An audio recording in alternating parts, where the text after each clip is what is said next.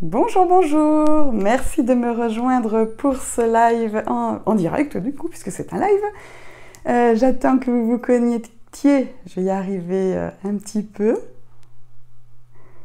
Bonjour, bonjour, bonjour. Excusez-moi, je bafouille un petit peu, je suis rentrée très tard de formation hier soir. Aujourd'hui, nous allons parler d'un sujet qui interroge tous les parents. Comment survivre aux pleurs d'un bébé? Comment consoler un bébé? Je vous laisse vous connecter tranquillement et nous allons discuter un petit peu de cette problématique qui peut réellement nous mettre en grande difficulté en tant que parents. Bonjour, je lis un petit peu vos messages. Oh, dites donc, vous êtes nombreux à vous connecter, bonjour. Merci en tout cas, vous avez été nombreux à me suivre la semaine dernière pour mon premier live. Ça m'a vraiment fait très chaud au cœur. Vous avez été surtout très nombreux à suivre ce live en replay, que ce soit sur Facebook ou sur Instagram TV. J'ai pas eu le temps de répondre à tous vos messages que vous m'avez gentiment envoyés. Veuillez m'en excuser, j'ai beaucoup de travail en ce moment. Mais vraiment, ça m'a fait chaud au cœur et je suis vraiment contente si ça a pu aider des parents et aussi vous permettre en tant que monitrice d'avoir du contenu à proposer aux familles que vous accompagnez en atelier. Donc aujourd'hui, on va aller dans un domaine un petit peu différent, bien que ça ait un rapport avec le portage, on va bien entendu en parler, c'est la thématique des pleurs du bébé. Bonjour! Ça fait plaisir de voir tous ces gens qui disent bonjour. J'espère que vous êtes bien réveillés, que tout va bien pour vous, que vous avez passé un bon week-end. Allez, on va pas tarder à démarrer. Je vois que ça se connecte encore, on va attendre. Est-ce que vous m'entendez bien? Est-ce que quelqu'un peut mettre un petit pouce pour me montrer que vous m'entendez bien? Je ne suis pas encore très à l'aise avec le matériel, donc d'être sûr que je l'ai bien branché. Bonjour! Vous m'entendez bien? Est-ce que quelqu'un peut... Oui, super, un petit signe, c'est génial. Merci beaucoup à vous. Allez, eh bien écoutez, on va commencer avec cette fameuse question des pleurs d'un bébé. On va aujourd'hui plutôt s'intéresser aux pleurs du nouveau-né. Comment accompagner, comment apaiser les pleurs d'un bébé. Pas les pleurs d'un enfant qui est capable déjà de s'exprimer verbalement. Déjà, les pleurs d'un nouveau-né, ça, on pourra en parler pendant des heures et des heures. Je vais essayer de condenser ça en une demi-heure et de vous donner quelques petits démarrages de pistes. Que faire quand notre bébé pleure? Alors déjà, j'avais quelque chose à vous dire qui me semble très important. C'est si vous pensez... Si vous avez la sensation que les pleurs de votre bébé sont inhabituels, que votre bébé pleure excessivement, même si vos copines, vos collègues vous disent « Non, mais c'est normal, un bébé, ça pleure beaucoup ». Si vous avez le sentiment que ce sont des pleurs qui ne sont pas normaux, même si vous n'avez pas une grande expérience en parentalité, que c'est votre premier, je vous invite à consulter et à en parler. On parle tout le temps de l'instinct maternel ou de l'instinct paternel, on nous dit que ça n'existe pas, mais il y a quand même d'expérience quelque chose qui me frappe, c'est que souvent, quand le bébé a un problème, puisque je travaille avec des bébés par exemple malades, souvent, même quasiment tout le temps, les parents me disent « Au fond de moi, je sentais qu'il y avait un problème. J'ai pas osé le dire, ou alors on m'a dit que c'était pas vrai, que j'étais stressée. » Entre vous et moi, oui, vous êtes peut-être un parent stressé. Oui, quelqu'un va vous dire « Oh là là, vous êtes trop stressé. » Mais en fait, c'est pas grave. Quoi qu'il arrive, c'est que le démarrage, vous allez être stressé toute votre vie. Au début, vous allez être stressé parce que votre bébé pleure, mais vous inquiétez pas, quand il aura 16 ou 17 ans et qu'il va commencer à monter dans des voitures avec des copains, vous aussi, vous allez être encore stressé. Avoir un enfant, c'est le démarrage du stress. Le démarrage des angoisses, c'est comme ça. Et donc, oui, peut-être que vous serez le parent pénible qui ira souvent voir son généraliste parce qu'il est inquiet pour des choses. Ben, c'est un peu le boulot de votre généraliste ou de votre pédiatre de pouvoir vous accompagner aussi dans ce démarrage de la parentalité. Donc, n'ayez pas peur de vous inquiéter pour votre enfant. Votre enfant ne vous en voudra jamais si vous êtes inquiet pour lui. Oh, vous inquiétez pas qu'à 13 ou 14 ans, il va dire « Oh non, t'inquiète pas pour moi ». Mais votre rôle de parent, c'est quand même de vous inquiéter. Donc, si vous pensez que votre bébé pleure anormalement, que ses cris sont différents par rapport à d'habitude, allez consulter. Cette vidéo est là pour vous montrer des techniques, des explications par rapport aux pleurs d'un bébé, mais je ne suis pas en train de vous dire que chaque fois que le bébé pleure, on va trouver des astuces pour accompagner le bébé. Si déjà ces pleurs vous semblent anormales, on va consulter. Même si c'était rien, au moins vous êtes tranquille. Mais il est vrai qu'un bébé, ça pleure beaucoup. En moyenne, les pleurs d'un bébé de 1 mois sont de 2 heures par jour. Et ce n'est que vers 6 mois que le bébé pleurera environ 1 heure par journée. Alors 2 heures par jour, ça peut vous paraître énorme. Il y a certains bébés qui peuvent pleurer jusqu'à 3 heures par jour, voire plus. Et effectivement, si vous pensez que votre bébé pleure vraiment plus que 3 heures par jour, ça vaut le coup d'aller consulter pour se rassurer. Ça ne veut pas dire que votre bébé a un problème de santé, ça ne veut pas dire que votre bébé est grincheux de nature, ça veut juste dire que ça peut nous questionner et que ça vaut le coup d'aller en discuter avec quelqu'un. Mais un bébé, ça pleure énormément. Le pic de pleurs étant à peu près vers les 3 mois. Hein, le pleur de bébé, c'est ascendant au départ et vers 3 mois, ça descend et c'est vers 6 mois qu'on est un petit peu plus tranquille par rapport à ces pleurs de bébé. Alors, pourquoi est-ce qu'un bébé pleure? Alors, ça pleure pour 2 raisons. La première des raisons, la raison la plus classique, c'est que le pleur est un signal d'alarme. Alors, souvent, on nous dit que le bébé communique par ses pleurs. Je sais pas vous, mais moi, personnellement, je ne communique pas par les pleurs, je communique en parlant. Et donc le bébé, pareil, il ne communique pas par les pleurs, il communique en vous parlant. Sauf que comme il n'est pas encore doté de la parole verbale, eh bien il a un autre mode de communication, le bébé, il communique par son corps. Donc si vous voulez aider votre bébé, si vous voulez limiter ces pleurs de bébé, un des tout premiers conseils que je vais vous donner, c'est d'observer votre bébé. Prenez le temps de l'observer. On est dans une société où il faut aller faire vite, il faut faire son ménage, il faut être opérationnel juste après l'accouchement, mais vraiment ce temps d'observation, c'est un investissement dans une qualité de vie pour vous et de sommeil pour vous. Prenez le temps de découvrir comment votre bébé parle. Par exemple, je vais vous donner une petite anecdote. Il y a quelques années, on disait aux mamans qu'il fallait donner la tétée à la demande. Hein, on attendait que le bébé demande pour lui donner la tétée. Et on n'attendait pas toutes les 2 ou 3 heures pour donner la tétée au bébé, la tétée au sein. Et donc, les mamans, elles attendaient que le bébé demande. Et comment elles pensaient que demander un bébé? Elles pensaient que le bébé demandait en pleurant. Et bien, en fait, on s'est rendu compte que ça a fait louper pas mal d'allaitements, tout ça. Parce qu'en fait, quand le bébé pleure, c'est que c'est déjà trop tard. C'est qu'il nous a demandé la tétée depuis un petit moment déjà. Mais comme les parents n'étaient pas forcément au courant que c'était par le corps que le bébé réclamait sa tétée, eh bien, ils attendaient les pleurs. Alors, quand on met au sein un bébé qui pleure, on voit bien que c'est déjà trop tard. Il est énervé, il n'arrive plus à prendre correctement le sein, il tète 2 minutes et puis il s'endort d'épuisement. Parce que je ne sais pas si vous l'avez remarqué, mais pleurer, ça fatigue énormément. Je ne sais pas si vous avez déjà eu une grosse crise de larmes une fois dans votre vie, je ne vous le souhaite pas, mais vous avez peut-être remarqué qu'on est complètement épuisé après avoir pleuré. Eh bien, c'est pareil pour le bébé. Pleurer, stratégiquement parlant, ce n'est pas très intéressant parce que ça l'épuise. Donc, comment un bébé réclame la tétée? Je vais vous faire un petit mime, vous allez voir, je suis très douée.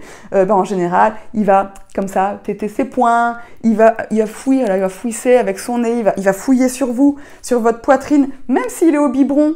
parce que en fait son langage corporel il est universel, que ce soit un bébé au sein ou un biberon, il n'est pas en train de vous accuser que vous ne lui avez pas donné la tétée au sein, il est juste en train de vous dire tiens maman, je suis prêt, je peux manger. Et donc quand on voit ces signes-là de ce bébé qui commence à téter, qui dès qu'il sent une surface près de son visage, il va chercher, là il est en train de vous dire allez j'ai faim, donne-moi à manger. Et si vous donnez la tétée à ce moment-là, vous verrez qu'il va vous faire une plus jolie tétée que si vous attendez qu'il pleure. Donc le pleur d'un bébé, c'est pour vous signaler que ça fait déjà un petit moment qu'il était en train de vous dire quelque chose et que vous ne l'avez pas vu, tout simplement parce que on est dans une vie quotidienne qui fait qu'on ne peut pas voir tout le temps son bébé et surtout, on nous l'apprend peu qu'en fait le bébé s'exprime par le corps.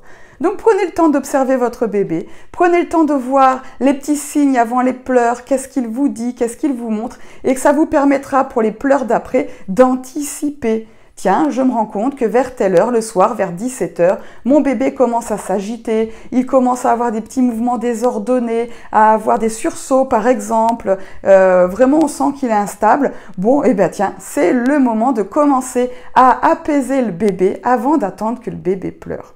Deuxième fonction des pleurs très important, le pleur sert à évacuer le cortisol. Le cortisol, qu'est-ce que c'est? Eh bien, c'est tout simplement l'hormone du stress. Quand on a un stress, on va sécréter une hormone qui va nous permettre de réagir à ce stress-là, tout simplement parce qu'on va tout faire pour éliminer ce cortisol dans le sang. Donc ça va activer notre réflexe de survie. Et une des méthodes principales pour évacuer le cortisol, eh bien, ce sont les larmes. On s'est rendu compte que les larmes d'une personne sont remplies de cortisol. Et donc ces larmes vont nous permettre d'abaisser le seuil de cortisol puisque c'est un poison.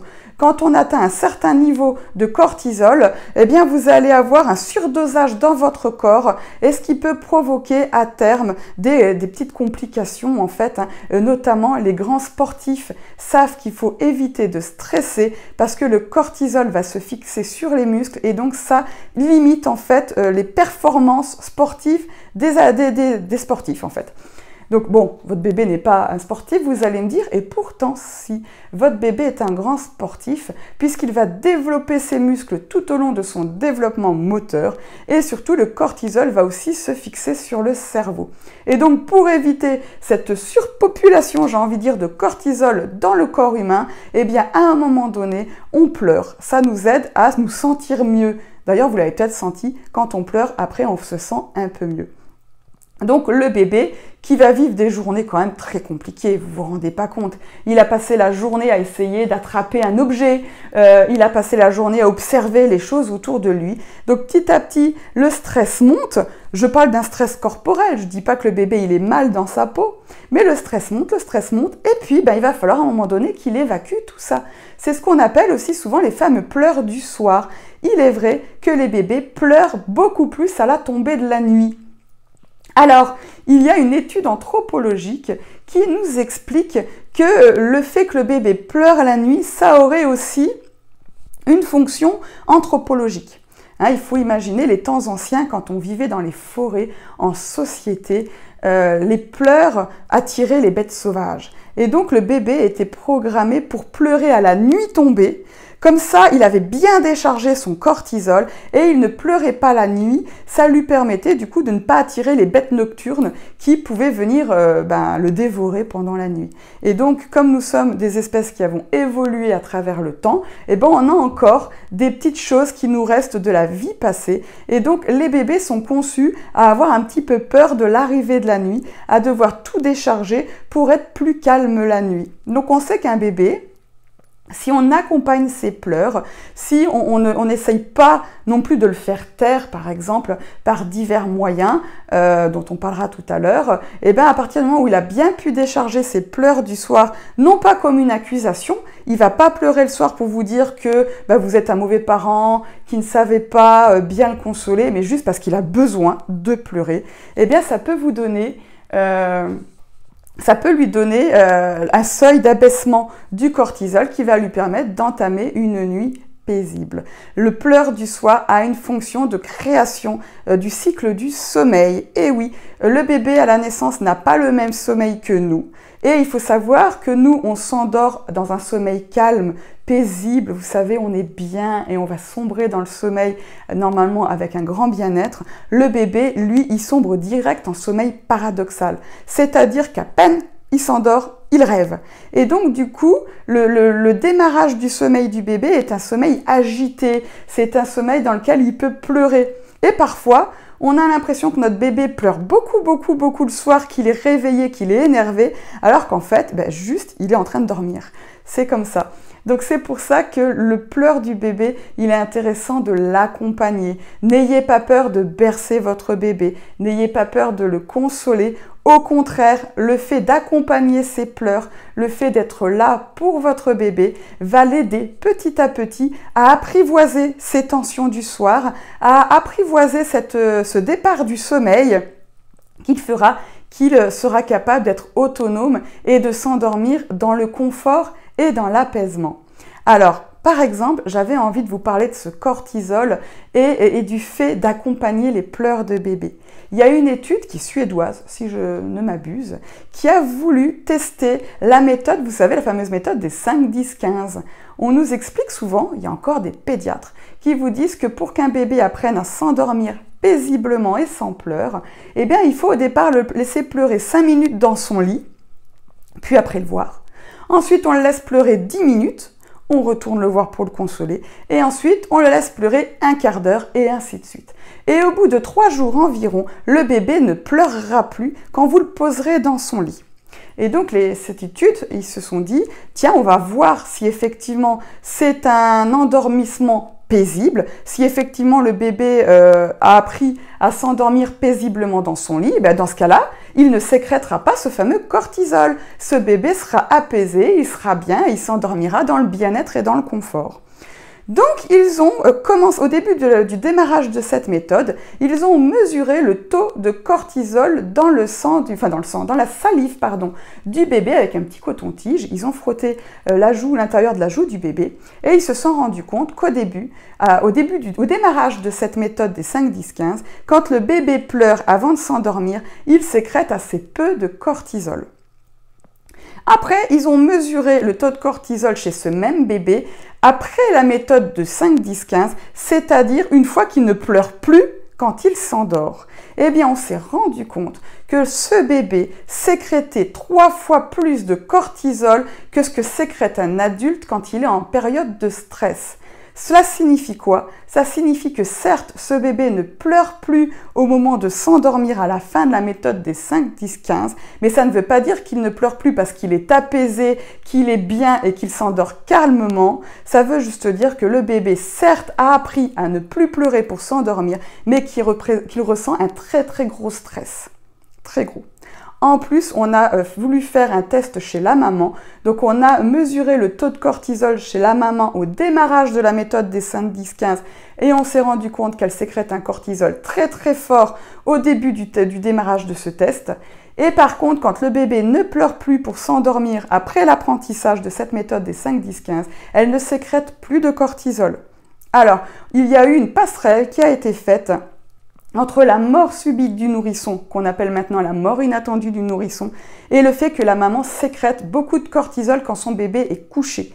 À partir du moment où la maman sécrète du cortisol, elle reste attentive et plus apte à entendre quand il y a un problème pour son bébé. Alors qu'à la fin de la méthode des 5, 10, 15, comme elle ne sécrète plus de cortisol, elle n'est plus en alerte et donc il y a un plus gros risque qu'elle n'entende pas qu'il y a un problème chez son bébé.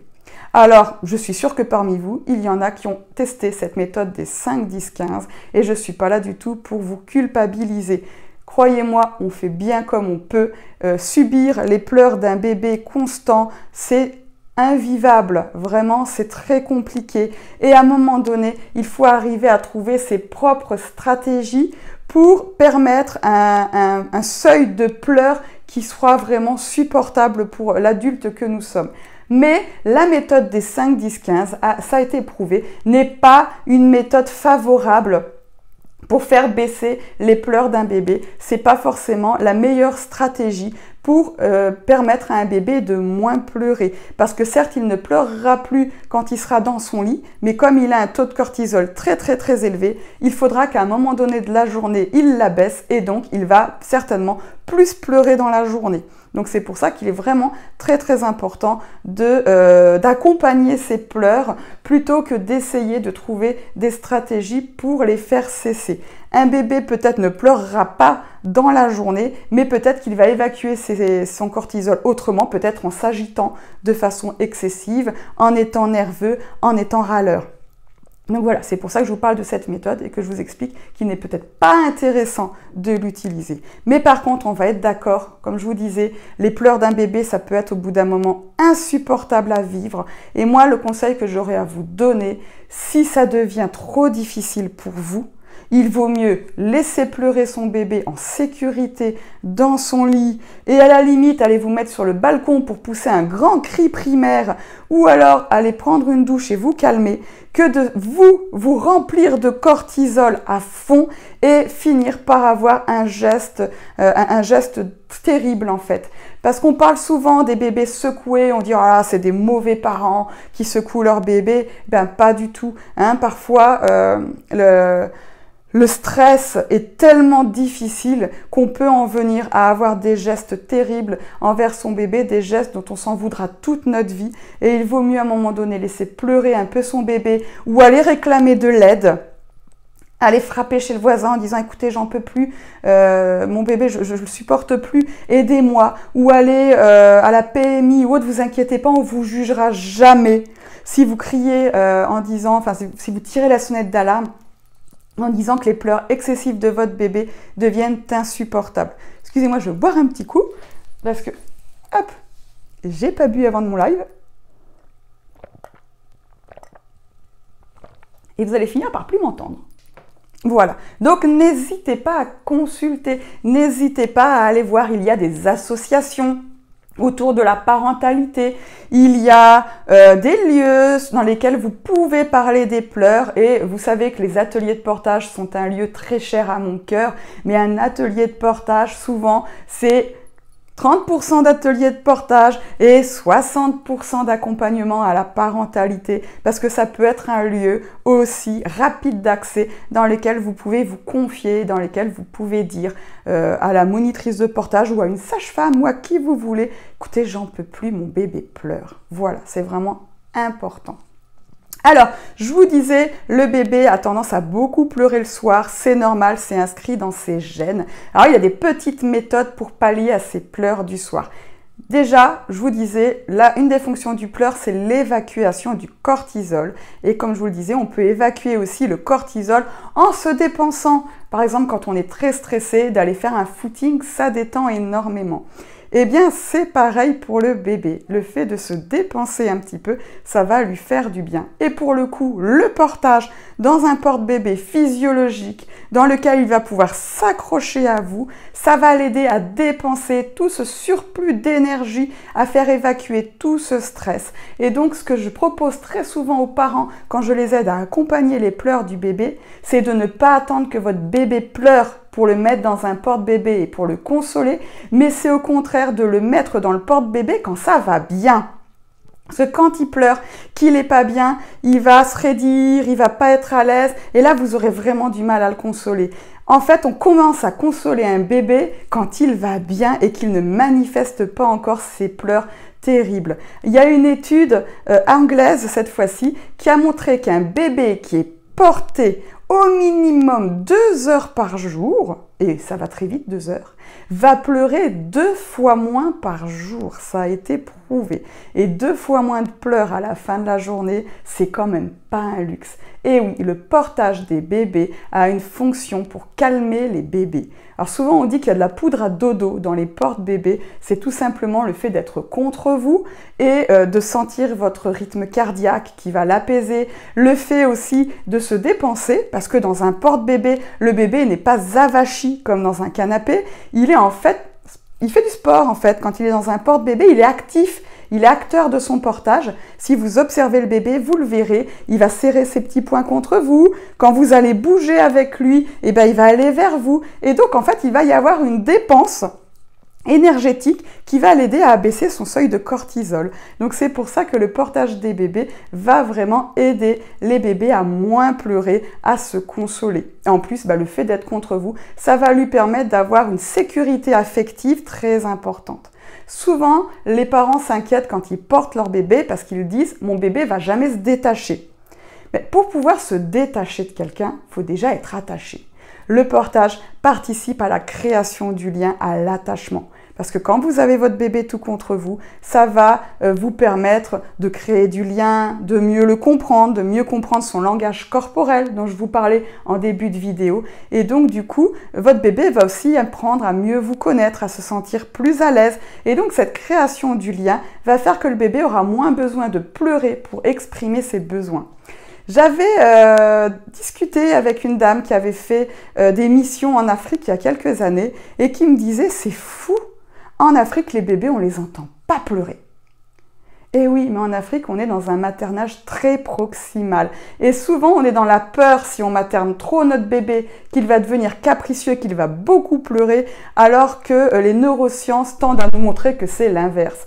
Materner son bébé, c'est un investissement, parce que ça va nous permettre de mieux comprendre notre bébé, ça va nous permettre que notre bébé se sente en sécurité, et donc petit à petit, ça va aider votre bébé à moins pleurer. Donc, n'ayez pas peur de materner votre bébé. Ça ne le rendra pas capricieux. Enfin, si, ça le rendra capricieux, parce que ne rêvez pas que vous materniez ou pas votre bébé, quoi qu'il arrive, ça va en faire un adulte capricieux. Parce que nous, les adultes, on veut toujours le dernier iPhone, on veut toujours le dernier truc à la mode, on est tous capricieux. Donc, si votre projet dans la vie future, c'est que votre enfant ne devienne pas capricieux, croyez-moi, c'est raté. L'espèce humaine est faite pour avoir envie de plein de choses et votre enfant de 15 ans, il va se rouler par terre parce qu'il veut jouer à Fortnite, quoi qu'il arrive, que vous le materniez ou pas. Donc si vous aviez peur de le rendre capricieux en le maternant, profitez-en, maternez-le à 15 ans, il ne voudra plus être materné, il voudra qu'on lui lâche la grappe. Donc rassurez-vous, il n'y a pas de problème à avoir avec tout ça. Alors, quelles petites astuces je peux vous proposer pour apaiser les pleurs d'un enfant? Je regarde juste mon petit timing 2 secondes parce que le temps file à toute vitesse. Alors, si vous avez suivi mon premier live, je vous ai expliqué qu'il y a ce qu'on appelle un dialogue corporel. Quand on a un bébé contre soi, le cerveau du bébé va faire que le bébé va constamment s'ajuster à nous. Il va adopter sa posture à nous, il va ressentir votre stress à vous. Et donc la première des choses à faire quand on veut apaiser les pleurs d'un bébé, c'est de s'apaiser soi-même. Si vous voulez être présente pour accompagner les pleurs de votre bébé et si vous voulez ne pas arpenter pendant des heures et des heures et des heures votre couloir, eh bien il faut déjà accepter les pleurs de votre bébé. Quand un bébé pleure, il sait qu'il a besoin d'exprimer quelque chose. Vous ne pourrez pas, c'est impossible, vous ne pourrez pas toujours avoir réponse à tout. Vous aurez beau lui avoir changé sa couche, donné la tétée, bercé, changé de position. Il y a un moment donné, le bébé, il va pleurer. Et c'est pas parce que vous n'arrivez pas à le consoler que vous êtes un mauvais parent. Pas du tout. Votre bébé pleure tout simplement parce qu'il a besoin de pleurer, il a besoin d'évacuer des choses.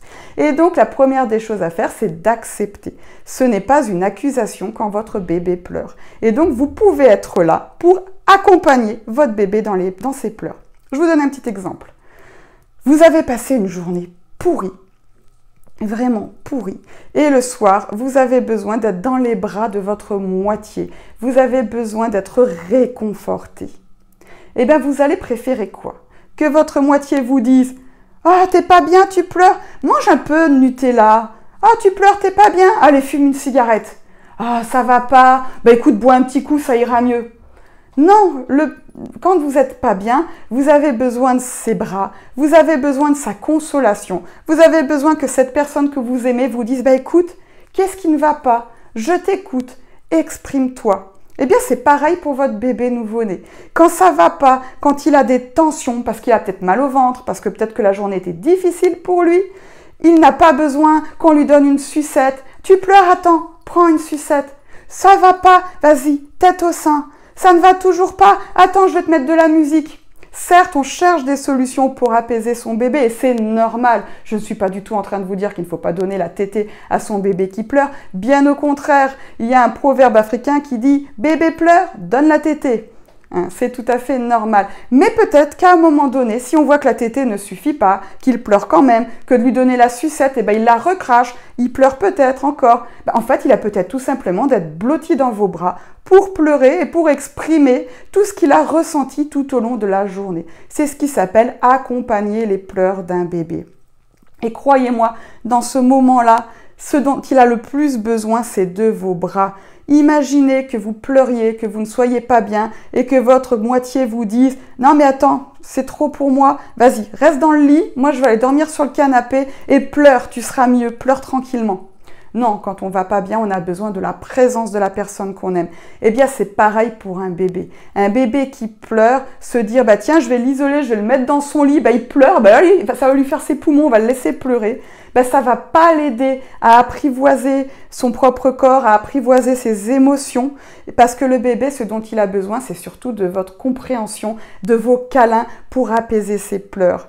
Et donc, accompagner les pleurs d'un bébé, encore une fois, c'est un investissement dans votre futur. Un bébé qui sait s'exprimer auprès de vous, qui se sent écouté, qui se sent accompagné quand il pleure, eh bien c'est un adolescent qui osera vous dire qu'il a un problème. Parce que souvent on dit, je comprends pas, mes aînés, ils osent pas me dire. Mais si dès le départ, on apprend à notre nouveau-né qu'il ne peut pas nous dire les choses, forcément, il va grandir en se disant que le parent n'est pas la personne ressource qui pourra nous accompagner. Donc, materner son enfant quand il est petit, c'est accompagner son enfant dans sa vie future. Parce que je vais vous apprendre quelque chose qui va peut-être vous stupéfaire, mais la petite enfance d'un enfant, ça dure pas longtemps. À 3 ans, il va aller à l'école certainement. Et c'est fini, ça va devenir un petit gamin qui va avoir sa propre vie. Et donc, materner un enfant dans les premiers mois, dans les premières années, c'est un investissement sur le fait que votre enfant va être un adulte bien plus longtemps qu'il ne va être enfant. Et c'est Brazelton, il me semble, qui a dit une phrase très très importante pour moi. Un enfant mérite de ne pas passer toute sa vie adulte à réparer son enfance. Et vraiment, c'est quelque chose de très fondamental pour moi. L'enfant mérite d'avoir une enfance et vous inquiétez pas, même si c'est difficile, même si les pleurs sont insupportables, d'ici quelques années, vous allez y penser en rigolant. Sur le coup, ça peut vous paraître difficile à croire, mais croyez-moi, on survit et si c'est trop dur, le secret c'est de demander de l'aide. Non, vous n'arriverez jamais tout seul à supporter des heures et des heures de pleurs tous les jours. Et si vous êtes isolé, n'hésitez pas à rejoindre des associations, allez voir d'autres mamans qui sont elles aussi en galère et vous allez voir que de pouvoir en parler, d'oser dire qu'on se sent vraiment nul face aux pleurs de son bébé, eh bien ça fait déjà du bien. Alors, je dépasse un petit peu le temps, mais juste 5 minutes pour vous donner quand même des petites astuces pour apaiser un bébé parce que ça fonctionne bien. Alors, une des premières petites astuces, c'est quand le bébé pleure et qu'il est inconsolable. J'appelle ça le chute magique. Il faut savoir qu'in utero, quand il est dans votre ventre, votre bébé va entendre constamment des sons et principalement des sons d'une certaine fréquence. Ce sont les fréquences de son qui passent bien votre barrière amniotique. Vous savez, la poche dans laquelle va être votre bébé. Votre bébé, il est complètement entouré d'un liquide amniotique et donc ce liquide ne fait pas passer tous les sons. Si vous avez une baignoire, plongez donc vos oreilles dans la baignoire et vous verrez que les sons sont déformés. Donc le bébé n'entend pas tout. Et il entend principalement une certaine fréquence qu'on appelle la fréquence des bruits blancs. Alors, il y a certains parents qui disent « Tiens, j'ai remarqué que quand mon bébé pleure, quand je mets un sèche-cheveux à côté de lui ou que je passe l'aspirateur, ça calme les pleurs du bébé. » Eh bien oui, parce que les fréquences de l'aspirateur, ce sont exactement le type de fréquence que le bébé entend bien in utero. Et une des fréquences que le bébé entend bien, c'est la fréquence de la pression sanguine de la maman. En fait, in utero, le bébé entend constamment un chut comme ça va être les mouvements respiratoires, ça va être le passage des fluides. Et donc, c'est vrai, quand un bébé pleure énormément, une des petites astuces est de prendre son bébé bien contre soi et de lui faire des chutes magiques. Chut, chut, chut, chut, chut, chut, comme ça. Ça peut vous paraître ridicule, mais essayez ce soir quand votre bébé pleurera. Vous allez voir que ça les apaise assez régulièrement, voire même à presque tous les coups. Autre chose qui fonctionne bien pour apaiser les pleurs d'un bébé quand vous l'avez dans les bras, c'est le fameux pas d'éléphant. Qu'est-ce que c'est qu'un pas d'éléphant? Il faut savoir que quand il était dans votre ventre, votre bébé était contenu par vous. Et le liquide amniotique vibrait constamment contre sa peau. Je vais y arriver. Si vous faites tomber un caillou dans l'eau, vous voyez que ça fait des ondes comme ça. Et bien en fait, il faut savoir qu'on est composé à pratiquement 90% d'eau. Et donc nous aussi, quand il y a des vibrations, tout notre corps vibre. Essayez-le, tapez du sol très fort avec votre pied, vous sentez que ça résonne jusque dans votre crâne. Eh bien, chez le bébé, il a ressenti ça in utero, vu qu'il était baigné dans un liquide. Chaque fois qu'on bougeait, du coup, il ressentait ces vibrations qui l'apaisaient énormément. Et quand on pose un bébé dans son lit, il n'y a aucun mouvement, il n'y a aucune vibration, et donc il est dans un milieu qu'il ne connaît pas. Votre bébé, il a passé 9 mois dans ces vibrations, dans ces mouvements constants. Donc forcément, il a besoin de les retrouver pour s'apaiser. Et donc la petite astuce, quand vous bercez votre bébé pour le calmer, pour l'endormir, c'est de taper un peu du pied. C'est ce qu'on appelle le pas d'éléphant. Vous l'avez dans les bras et vous donnez des petits coups de pied comme ça, en tapant. Bon, si vous avez un voisin en bas, parce que vous êtes dans un immeuble, ne le faites pas trop fort, mais des fois de faire des petits mouvements comme ça, vous voyez, un petit peu plus saccadé, va faire que ça va faire vibrer votre bébé, sa peau, ça va surtout faire rentrer en résonance son squelette et vous allez voir que ça va l'aider à retrouver des sensations qu'il avait in utero et ça va l'aider à se calmer. Un bébé, quand on veut le bercer, avoir des petits mouvements tout doux comme ça ne sert pas en grand-chose. Parce que quand il était dans votre ventre, votre bébé, il n'était pas mobilisé de façon très douce. Vous ne marchez pas tout en douceur quand vous êtes enceinte. Vous avez une marche normale. Eh bien, c'est la même chose. Votre bébé, quand vous voulez l'apaiser, plutôt que de marcher tout doucement dans votre maison, dans votre appartement, ayez une marche normale. Et vous verrez que le bébé, comme il va retrouver ce rythme-là, ça va l'apaiser, il va se sentir beaucoup mieux. Donc, des chutes magiques, une marche à un rythme normal, comme quand vous allez faire votre course. Et n'hésitez pas à faire résonner un petit peu tout ça avec des pieds un petit peu tapés au sol. Ou si vous avez un voisin dessous, en pliant un petit peu les genoux, vous voyez, en faisant des petits mouvements comme ça, qui vont vous permettre d'apaiser votre bébé. Ce sont des secrets que se transmettent souvent les infirmières quand elles travaillent dans des pouponnières avec plein de bébés pour apaiser le plus rapidement possible un bébé parce qu'elles ont plein de bébés dont elles doivent s'occuper en même temps. Donc je suis ravie de vous transmettre ce secret qui se donne entre professionnels parce qu'il me semble qu'il est important de le donner à tous les parents parce qu'apaiser les pleurs d'un bébé, c'est quelque chose de très très important. Donc pour résumer tout ça, acceptez qu'un bébé pleure, que ce n'est pas une accusation, que ça ne fait pas de vous un mauvais parent. Bien au contraire, un bon parent, j'ai envie de dire, c'est le parent qui arrive à accueillir ses pleurs de bébé et à comprendre que ça n'est pas destiné pour le punir. Mais il n'y a pas de bon et mauvais parents. Quoi qu'il arrive, on fait des erreurs. Ah, ça, je peux vous le dire. Deuxième chose, acceptez le fait que des fois, on n'en puisse plus. C'est humain. Entendre des pleurs à longueur de journée, c'est compliqué. Dans ce cas-là, n'hésitez pas à passer le relais. Troisième chose, si ce sont des pleurs qui vous semblent anormales, plutôt que d'essayer de les apaiser, ou alors si vous voyez qu'en les apaisant, ça ne cesse pas, que ça s'amplifie, que ça devient aigu, allez consulter. Votre bébé a peut-être un problème. Ça peut être un reflux gastro-œsophagien qui lui fait mal. Ça peut être d'autres choses. On ne vous trouvera jamais ridicule d'aller consulter parce que vous êtes inquiet pour votre bébé. Et dernière chose, le bébé, il agit par mimétisme, par langage corporel. Si vous voulez apaiser un bébé, commencez par vous apaiser vous-même et par vous sentir bien.